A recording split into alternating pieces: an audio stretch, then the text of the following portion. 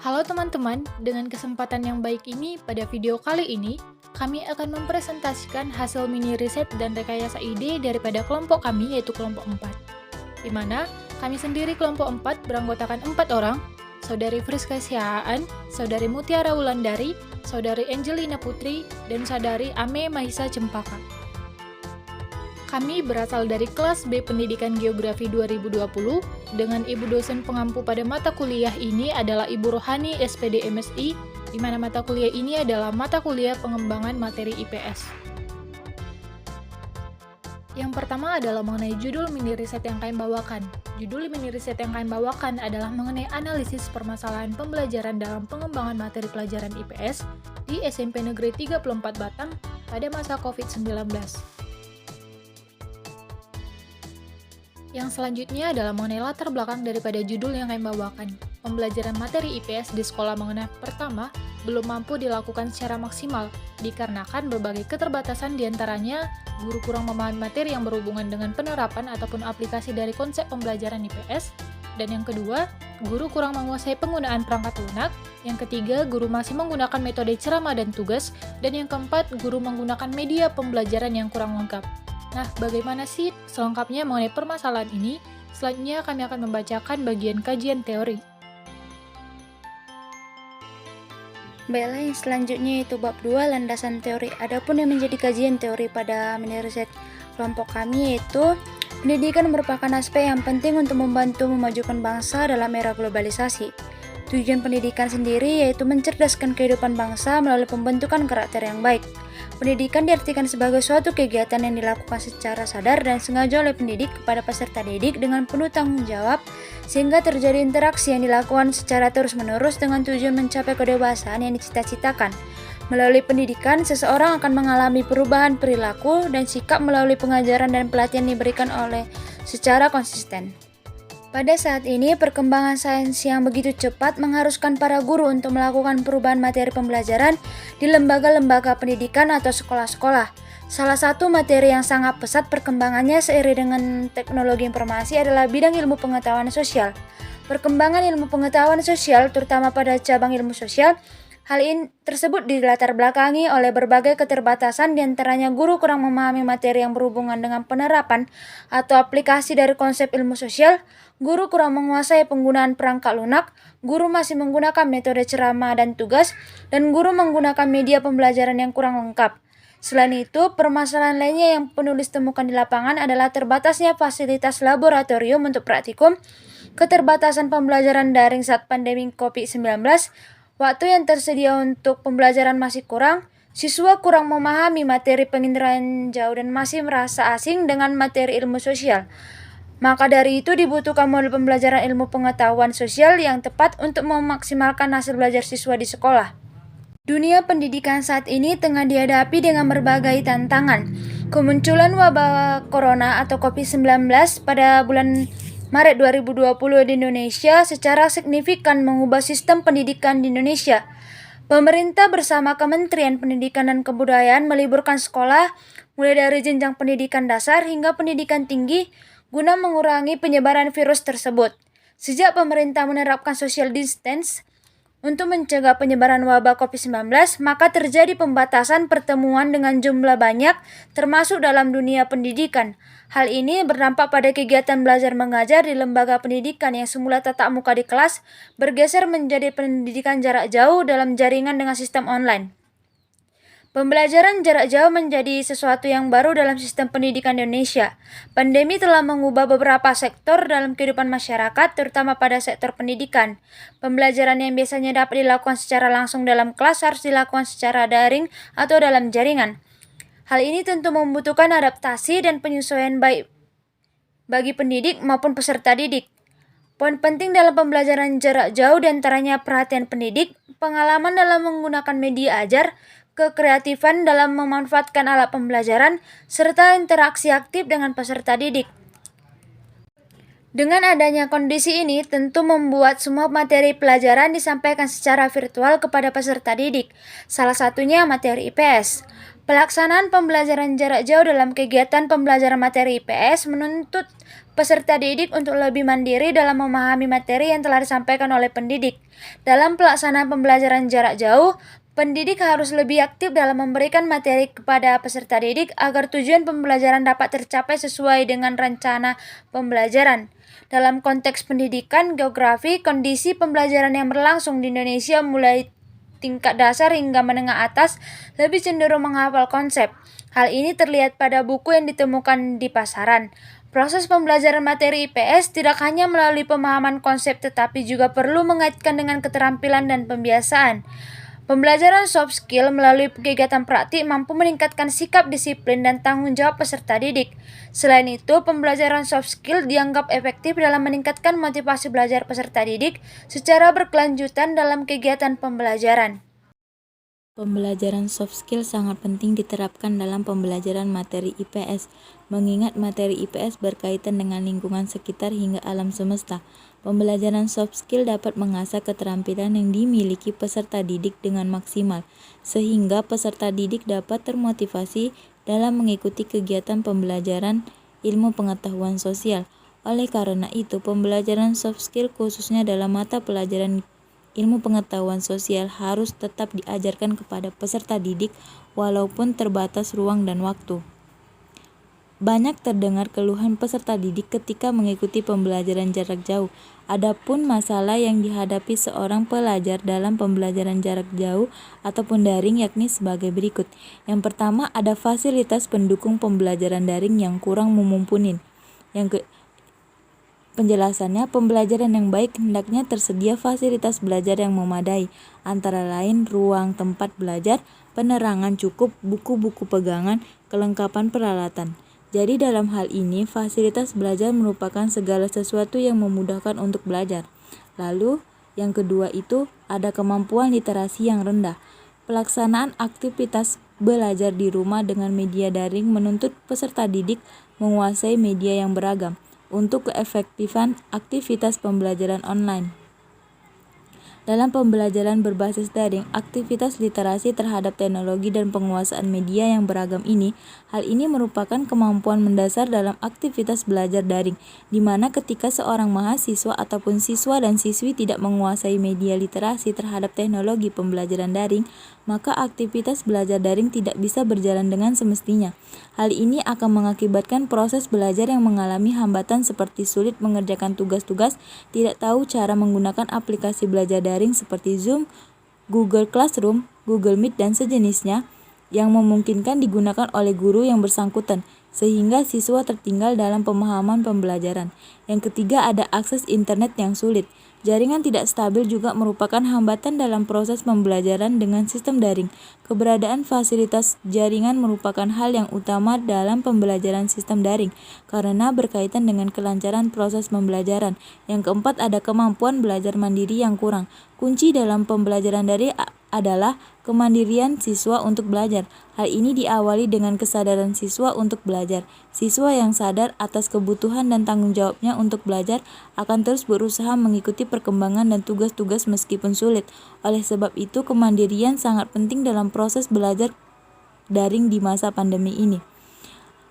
Kendala-kendala tersebut menuntut tanggung jawab guru dalam pelaksanaan KBM atau kegiatan belajar mengajar. Kompetensi guru menjadi modal yang turut menentukan keberhasilan pelaksanaan pembelajaran melalui daring. Lalu pembahasan yang selanjutnya yaitu kerangka pikiran. Pada penelitian ini dilakukan karena beberapa tahun kebelakang terdapat wabah virus COVID-19 yang menyebabkan pembelajaran harus dilaksanakan secara jarak jauh atau dalam jaringan.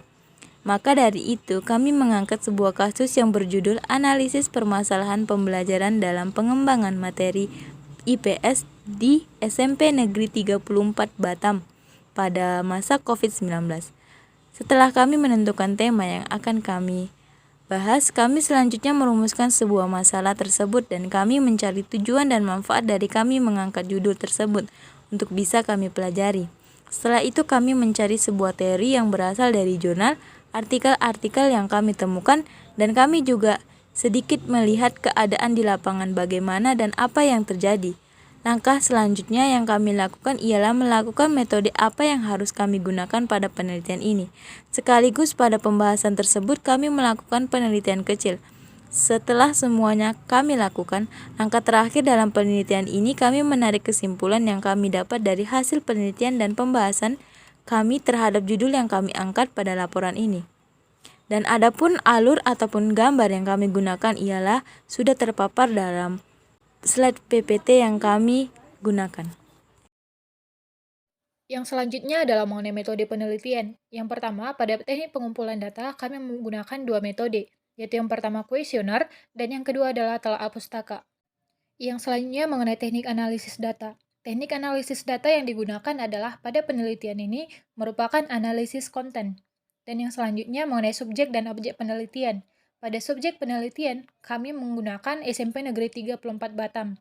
Pada objek penelitian, kami menggunakan analisis permasalahan pembelajaran dalam pengembangan materi pembelajaran IPS pada masa COVID-19. Pembahasan. Berdasarkan penelitian yang telah kami lakukan mengenai analisis permasalahan pembelajaran dalam pengembangan materi pembelajaran IPS di SMP Negeri 34 Batam pada masa COVID-19. Dari hasil informasi yang kami wawancarai ialah dari guru IPS dari Sekolah Menengah Pertama Negeri 34 terletak di Jalan Hang Katsuri, Batu Besar, Kecamatan Nongsa, Kota Batam, Kepulauan Riau.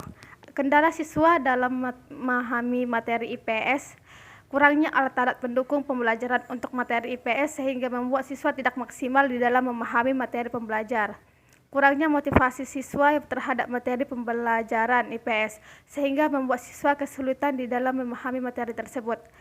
Dari hasil observasi yang telah kami lakukan di beberapa SMP yang kami datangi, timbul beberapa permasalahan serupa sehingga kami dan tim peneliti menyimpulkan memfokuskan penelitian kami ke Sekolah Menengah Pertama Negeri 34 Batam untuk mendukung data hasil wawancara yang telah kami lakukan. Kami pun menyebarkan beberapa pertanyaan yang kami sampaikan melalui Google Formulir kepada para siswa yang terbagi atas beberapa siswa yang berasal dari beberapa kelas yang kami teliti. Dari hasil data responden yang kami teliti, dari 4 responden menjawab 100% untuk data yang mengetahui materi pembelajaran penginderaan jauh. Dari gambar hasil data di atas menunjukkan bahwa 100% memberikan jawaban iya. Hal ini menunjukkan secara tidak langsung kepada kita bahwasanya semua siswa SMP Negeri 34 Batam mempelajari materi IPS. Dan dari data diagram di atas dapat kami katakan bahwa materi pembelajaran IPS sepenuhnya dapat kami katakan dipahami dengan baik oleh kalangan siswa SMP. Melihat diagram terdapat jawaban 100% untuk yang jawab iya. Hal ini menunjukkan penerapan pembelajaran IPS sepenuhnya berjalan dengan baik, dan hal ini pula menjadi kendala di kalangan siswa dalam memahami materi IPS itu sendiri.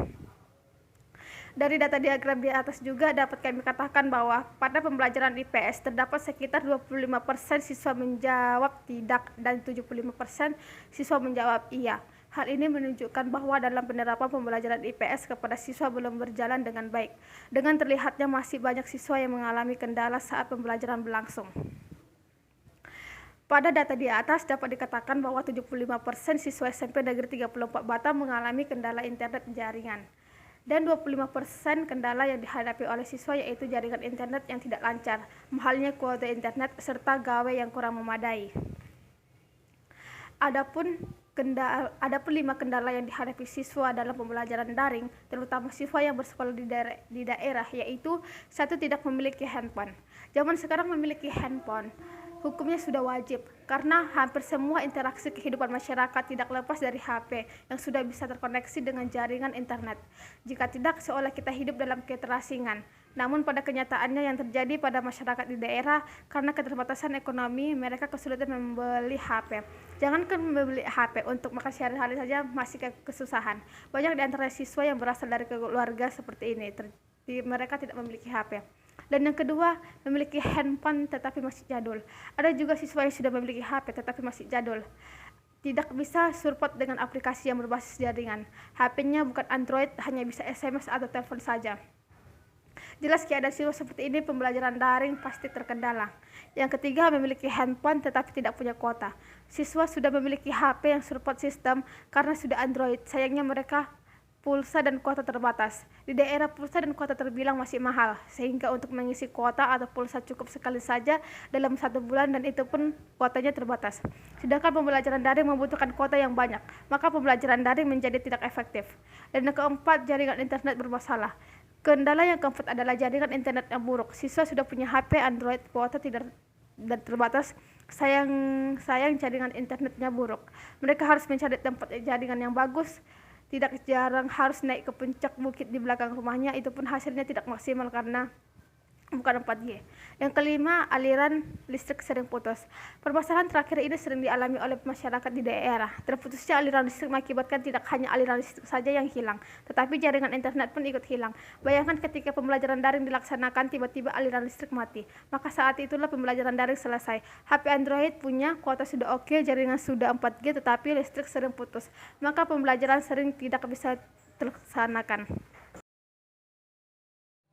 Yang selanjutnya adalah mengenai kesimpulan. Permasalahan pembelajaran jarak jauh diantaranya adalah belum meratanya akses jaringan internet, gawai yang belum memadai, mahalnya biaya kuota, belum meratanya penguasaan iptek, dikalakan pendidik ataupun guru, belum siapnya pelaksanaan proses belajar mengajar menggunakan metode pembelajaran jarak jauh, dan kesulitan orang tua dalam mendampingi anak-anaknya melakukan kegiatan belajar mengajar menjadi kendala yang ditemui selama proses pembelajaran jarak jauh.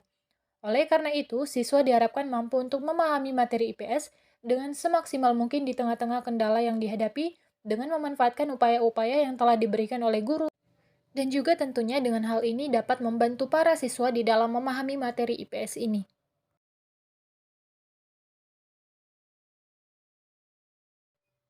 Nah, yang selanjutnya adalah mengenai rekayasa ide. Judul yang kami bawakan mengenai rekayasa ide kami adalah mengenai penggunaan metode pembelajaran discovery learning dalam mengatasi permasalahan pengembangan materi IPS dalam masa pandemi COVID-19 sebagai jawaban dari permasalahan yang kami paparkan dalam mini riset dari kelompok kami.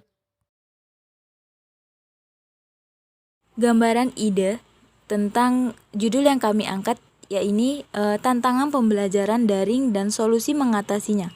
Permasalahan pada ilmu pengetahuan sosial. Belajar merupakan suatu proses usaha yang dilakukan seorang untuk memperoleh suatu perubahan tingkah laku yang baru secara keseluruhan, sebagai hasil pengalaman sendiri dalam interaksinya dengan lingkungan. Keberhasilan proses belajar mengajar diukur dari beberapa hasil belajar yang dicapai oleh siswa.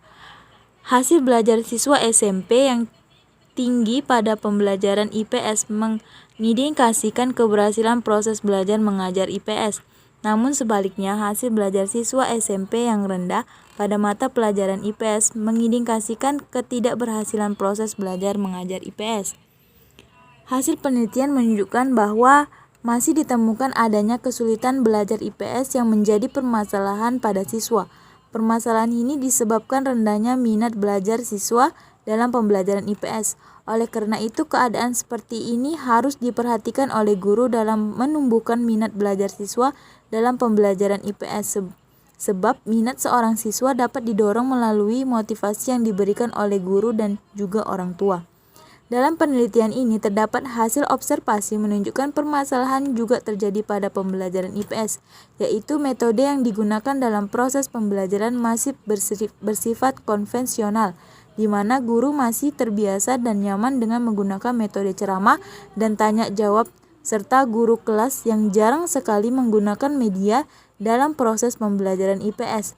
Berdasarkan hasil penelitian di atas, dapat disimpulkan bahwa permasalahan pembelajaran pada ilmu pengetahuan sosial terjadi dari aspek guru dan juga siswa.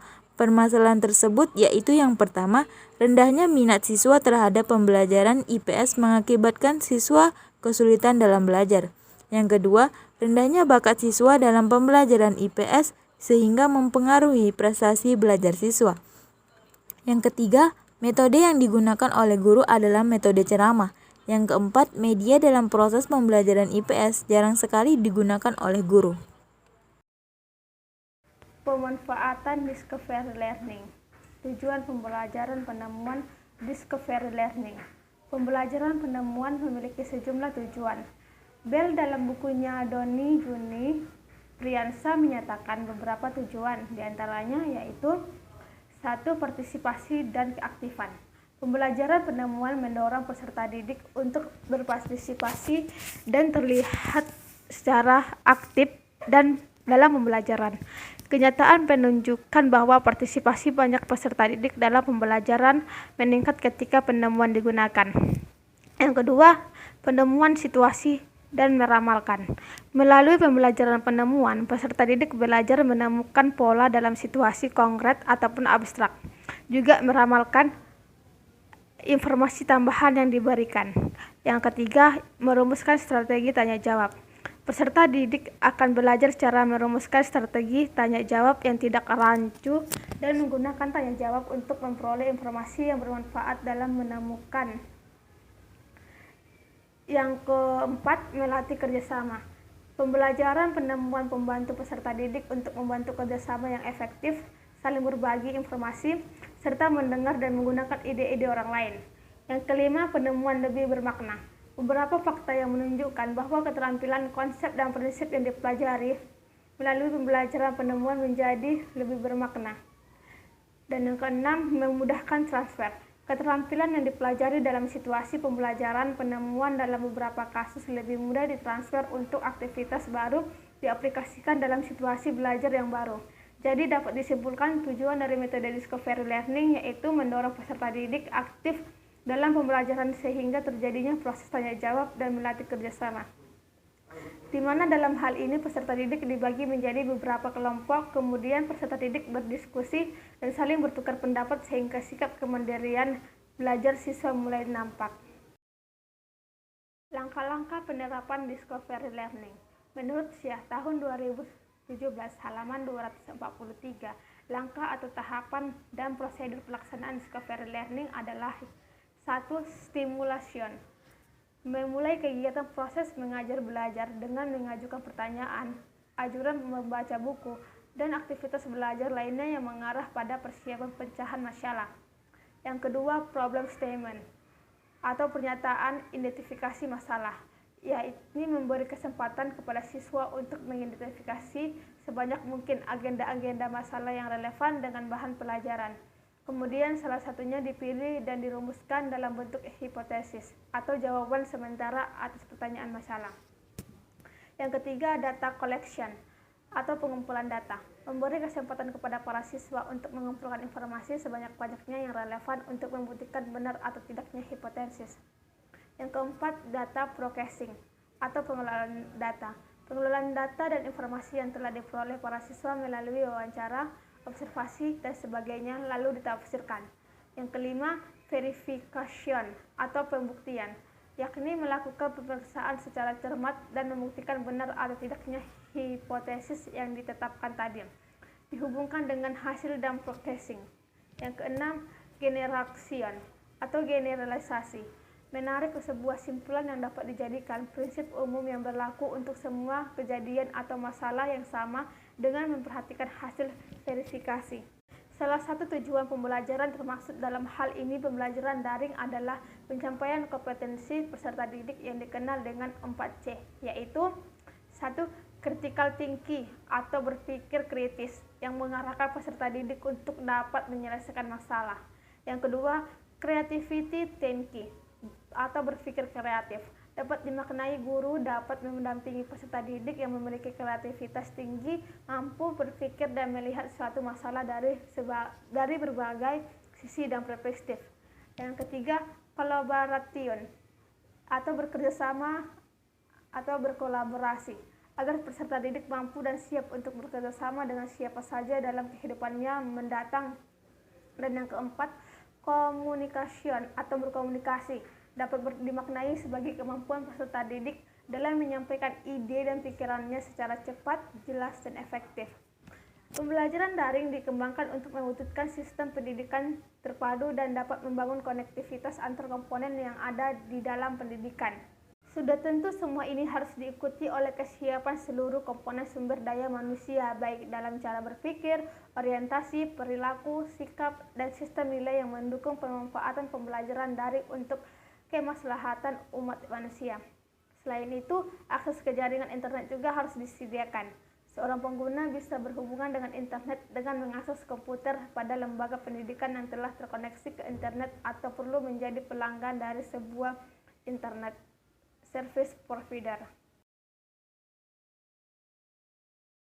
Solusi untuk permasalahan IPS. Yang pertama itu guru. Berdasarkan permasalahan yang telah disebutkan di atas, maka solusi yang dapat dilakukan oleh seorang guru agar siswa memiliki minat pada pembelajaran IPS adalah dengan menciptakan kompetisi yang positif antar siswa. Kompetisi yang positif dapat menumbuhkan motivasi siswa untuk belajar lebih giat dan rajin. Menciptakan suasana kelas agar dapat menumbuhkan persaingan positif dapat dilakukan melalui permainan kelompok yang terkait dengan materi atau suatu kesempatan yang bisa menonjolkan pengetahuan mereka. Permainan kelompok yang dapat dilakukan yaitu permainan ranking 1. Yang kedua yaitu siswa. Motivasi merupakan salah satu faktor yang turut menentukan keefektifan dan keberhasilan pembelajaran. Seorang siswa akan belajar dengan sungguh-sungguh apabila memiliki motivasi yang lebih tinggi. Oleh karena itu, seorang siswa akan belajar dengan sungguh-sungguh dan mencapai keberhasilan apabila terdapat motivasi atau dorongan baik yang datang dari dalam diri individu maupun yang datang dari luar.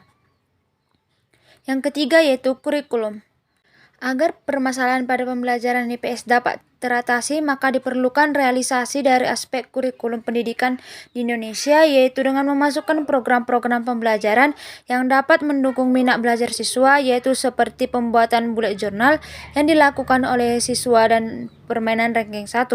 Dengan adanya program seperti ini, maka minat belajar siswa dapat mengalami peningkatan dan prestasi belajar siswa juga akan lebih baik, serta dapat menambah pengalaman bagi siswa. Yang keempat atau yang terakhir yaitu lembaga atau sekolah. Sekolah adalah suatu lembaga pendidikan yang dirancang secara khusus untuk mendidik siswa dalam pengawasan para pengajar atau guru. Sekolah menyelenggarakan aktivitas belajar dan mengajar dengan menerima siswa dan memberikan pelajaran kepada para murid sesuai dengan tingkatannya. Dalam kegiatan belajar mengajar di sekolah harus didukung oleh sarana dan prasarana serta berbagai aturan yang telah dirancang dan ditetapkan oleh pemerintah. Yang terakhir adalah bagian kesimpulan daripada rekayasa ide kelompok kami. Sekolah dan guru melaksanakan kebijakan pemerintah untuk belajar dari rumah sebagai upaya memperlambat penyebaran COVID-19, namun sekaligus tetap memastikan peserta didik dalam melakukan kegiatan konstruktif melalui pembelajaran daring. Berbagai platform digunakan dalam pembelajaran daring, sementara guru, peserta didik, dan orang tua diharapkan terus melakukan penyesuaian seiring berjalannya waktu. Baik, demikianlah hasil presentasi mini riset dan rekayasa ide daripada kami kelompok 4. Apabila ada kesalahan dalam tutur kata dan lisan, kami meminta maaf. Semoga hasil daripada mini riset dan rekayasa ide ini berguna dan bermanfaat bagi pendengar. Terima kasih.